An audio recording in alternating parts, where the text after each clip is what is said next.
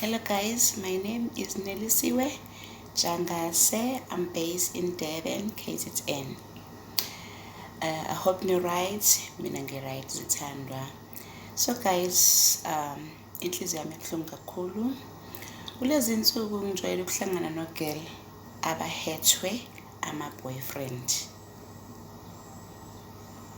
Kunevideo ade ngisanda kuyenza kulamaviki adlule. Ngithi mina asingangena kuma-relationship ngoba singenela umshado. Ngena kwi-relationship ngoba uguy uyamthanda. Okuzokwenzeka kuzozenzakalela ngoba niyathandana. So story engisitholile. Ugirl ngiyamazi usondelene nami. Siyazwana ngalendlela kodwa azange angixoxele ukuthi lo muntu amlobolayo azoshada naye ingoba uyena omnikeze imali ukuze eze kubo ezolobola.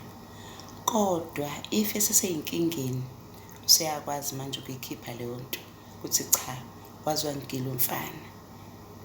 Wazwa ngigila umfana. Ngithi mina hawu umfana? Yes umfana. Seziyaqala-ke manje ziyaphuma indaba ukuthi phela uguy akanatwa. Uguy sithandana nje ngoba usizwa yimina. Uyilento ayiyona just because of me. Can you imagine guys? Can you imagine? Seyizophuma lezi ndaba mfana sekuhethile. Kanti kumnandi kuthandwana bengaphumi lezi ndaba. Girls, umuntu wesilisa in our culture awumsizi ukuthi akulobole. Umuntu wesilisa if ethandana nawe ebona ukuthi yalo umuntu wesifazane engifuna ukuphila naye impilo yami yonke uyalikhokha ilobolo. Ngisho ngabe kuthiwe kini 100,000 if ekuthanda uyakwenza lokho. Asibasizi abantu besilisa ukuthi basilobole. Phela guys sinama ancestors and ama-ancestors noma ngabe kuthiwa awasaphili kodwa isiko eyalazi. Uke ucabange yini ukuthi if usiza umuntu wesilisa ukuthi akulobole, kubantu laba esibabiza ngamadlozi kufila kanjani kubona? Ey'mpilweni zethu kuzohamba kanjani? So guys, inhliziyo yami ibuhlungu kakhulu. Abantu besifazane mabayiyekele lento yokusiza amadoda uma umuntu efuna ukuzolobola umsizi.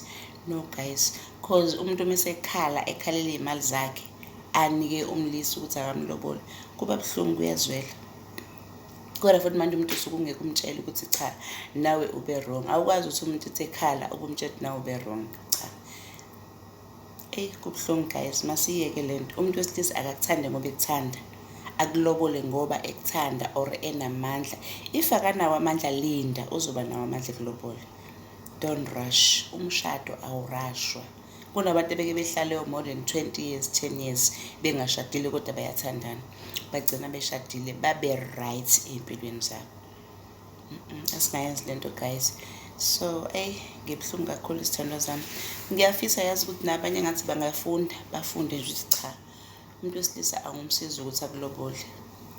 Awumsizi umuntu uyazenzela mase kufanele akwenze or esenamandla okwenza lokho. So guys, ilokho nje nginakho njengamanje. Bye bye, ngizonibona to the next video.